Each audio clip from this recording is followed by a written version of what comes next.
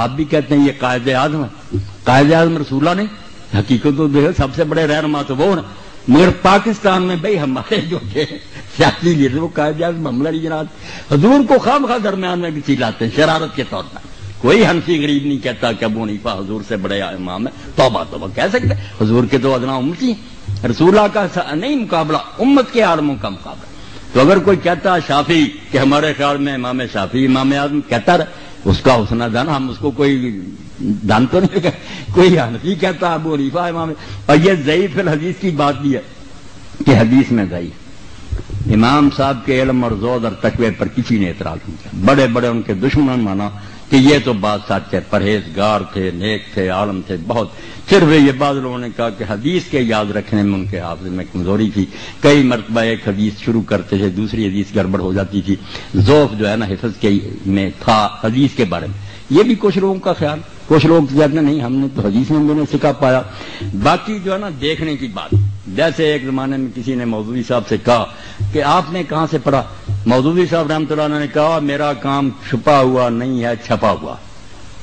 اس لیے میری سند کیا پوچھے، چھپا ہوا جو میرے نا دفتر ان سے پڑھ کر اندازہ کرو کہ مجھے کچھ آتا ہی نہیں۔ ابو حنیفہ کی فقہ کوئی آدمی پڑھے پتہ چل جاتا ہے کہ اس بیچارے کو کچھ آتا تھا، میں بیچارہ کہتا ہوں ورنہ میرا یقین ہے کہ اس پائے کا کوئی فقہی فائدہ نہیں، ناراض نہ ہونا، بے شک کہہ رہے حدیثوں میں مجھے گننے نہیں، میں نے ان کی فقہ پڑھی، ان کے مسائل دیکھے، یہ جیسے کہہ دیتے ہیں حقیقت الفقہ لکھ لی، اب میں نے اس پر جو تبصرہ کیا، یہ تازہ چھپائی سرور اعظم صاحب نے، پرانی چیز شرارت کے طور پر چھاپ دی کہ 500 مسئلہ فقہ کا غرض ہے، اور اس نے تازہ کتابیں منگوا کر نمبر بھی دیا کہ میں نے چیک کر لیا، اب میں نے ایک پورا خطبہ دیا اور وہ کتاب واپس اس کو بھیجی نشان لگا کر۔ اب میں نے پوچھا عمران لڑکے سے دی تھی، اس نے کہا شرم سے چپ ہو گیا۔ میں نے کہا جن کتابوں کے حوالے دیے وہاں لکھا کہ یہ نکاح جائز ہے، تم نے بنا دیا کہ فقہ کی کتاب میں لکھا ناجائز ہے، جائز کو ناجائز نکالو کتاب، اتنے جھوٹے۔ اس لیے اللہ کے بندو میں ان بحثوں میں نہیں رجا کہ حنفی ہے یا شافعی ہے یا اہل حدیث ہے، یہ بیچارے ملاؤں کی باتیں ہیں، میری بات آپ نے سن لی، میری سطح بہت بلند ہے، میں نے ان لوگوں کو پڑھا ہے، ایمانداری سے پڑھا، اور ان کے اصل دفتر میں نے کنگالے کہ شیعہ کہاں سے چلے اور ان کے علم کیا، میں اللہ کو گواہ کر کے کہتا ہوں کہ ان میں بڑے بڑے فاضل پیدا ہوئے، ان کے پائے کا ایک بھی نہیں آپ دکھا سکتے۔ باقی صحابہ کو برا کہتے ہیں جو انہیں پتہ چلا کہنا ہی ہے نا، جنہیں پتہ چلا کہ فاطمہ کو مارا حضرت عمر نے، ان کے بازو توڑا اور ان کے بچہ پیٹ سے گرایا، وہ کیوں نہ برا کرتے؟ اب یہ صحیح ہے یہ غلط، روتے رہے آپ، کتابوں میں لکھا، آپ کہیں گے اس کی سند ضعیف ہے، وہ کہتے ہیں کہ ہمیں اعتبار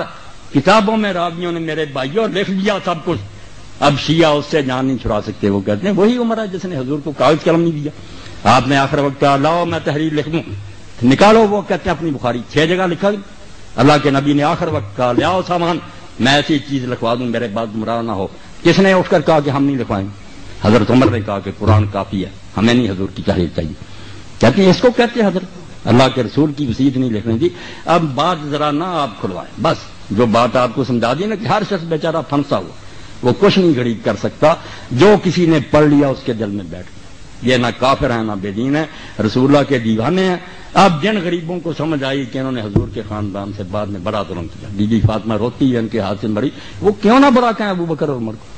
جن کو پتا چلا نہیں وہ تو اچھا سلوک کرتے وہ غریب کہتے ہیں ان کی عزت کریں، یہ بیچارے بعد میں جو ہم پیدا ہوئے ہمارے بس میں کچھ نہیں ہے، لکھنے والے وہ بھی لکھ گئے، وہ علماء ان کو ممبروں پر سناتے ہیں کہ کون فاطمہ کے گھر پر آگ لے کر گیا تھا،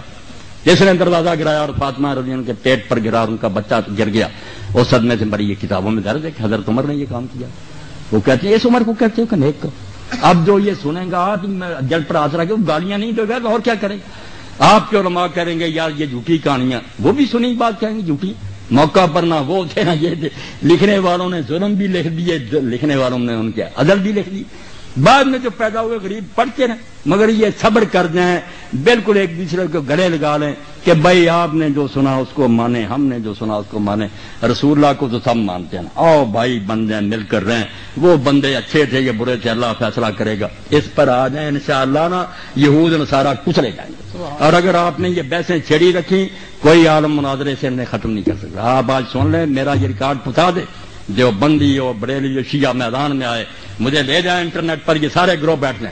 میں اکیلا ہی ہوں گا، منوا دوں گا کہ سارے اپنی اپنی رات پر سچی، یہ کتابیں نکال لو۔ اب جس شیعہ نے یہ سنا کہ عمر نے یہ ظلم کیا وہ کیسے نہیں کہے گا، کرو بات انصاف، اور جو کہتا وہ اتنا نیک تھا وہ برا کیسے کہے گا؟ مگر کتابوں کا کون فیصلہ کرے کہ ان میں سے کون موت میں رہے؟ یعنی ہم کہیں گے ہماری موت میں رہے، وہ کہیں گے ہماری موت ہیں سب کے عالم، تہجد گزار،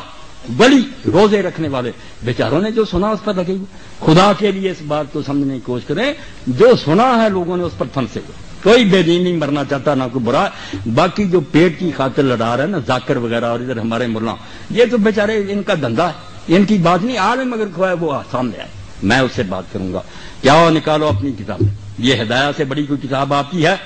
کیوں اس میں لکھا ہے کہ شیعوں کے ساتھ رشتہ داری جائز ہے؟ کیوں ان کے لکھا ہے کہ ان کے پیچھے نماز جائز؟ یہ شامی نکال لیں آپ،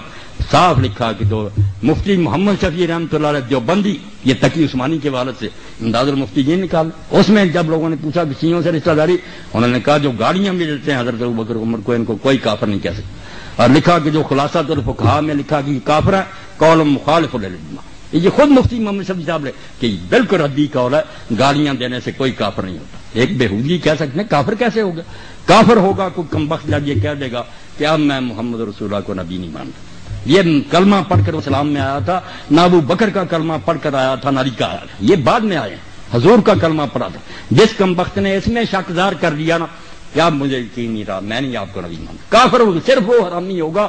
باقی کافر نہیں ہوگا جتنا چاہے مناظرہ کر۔ کافر کس سے ہو گیا؟ وہ رسول اللہ کو نہیں مانتا، نبی رسول اللہ یا علی نبی،